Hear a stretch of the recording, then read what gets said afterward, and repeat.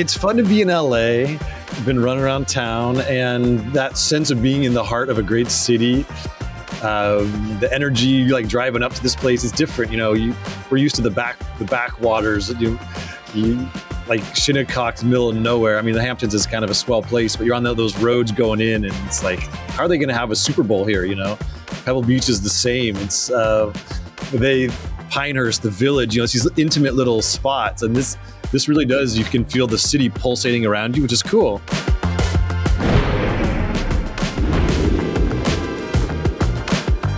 I think it's a super interesting golf course. I wish the greens weren't so soft, and then the runoffs and the contours would be a little more in play. But this is what's great about an outdoor sport.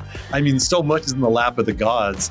Like the difference between 64 degrees and overcast and 75 and sunny, that's 2 or 3 shots on the field, right? And that's the challenge of doing this setup. Like I would not want to be John Bonehammer and have to set this golf course up, because if you're counting on the fog and you put the pins in funky spots and you roll the greens and you don't put any water on the golf course, and tomorrow's hot and windy, like that's how they've gotten in trouble. So at a new venue, I understand they erred on the side of caution for the first round, and they're never been able to quite get it back. So I get it. Like it is such a fine line on these setups.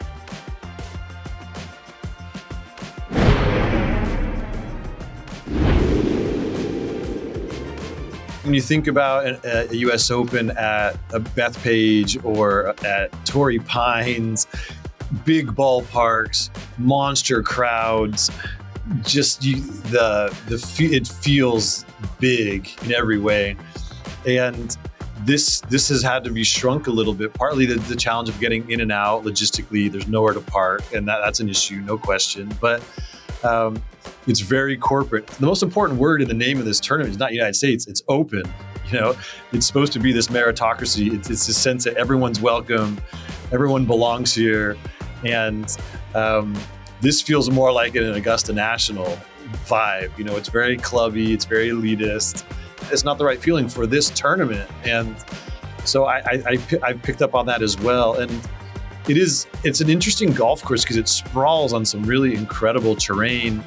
And it's kind of like 3 or 4 courses in one, where you have these sections that are then separated by barrancas and some really extreme terrain. It's not easy to walk. I'm hoping that this weekend will be more of the hardcore golf fans and not just people who want to be seen and hang out. But like even behind the first tee, that area's been reserved just for the members. And this morning on Friday, there was nobody there. And you had these great groups being sent off at the US Open, and it was dead. There was no atmosphere. There was no electricity. Like when you think about often there's huge grandstands around the first tee, and it sets the mood for the whole thing. The fans' energy, they're excited, and this was kind of flat. So the next 2 days are important for how this tournament will be remembered and how it will be perceived, and how people are going to feel about this venue. If Brian Harmon wins, it's like, are we really looking forward to coming back here? If you get Rory or you get Dustin, and if they can somehow dry it out and really add some fire, and the ball's running all over the place, then it could still be an extremely memorable venue. But so far, it's a B-. I don't know.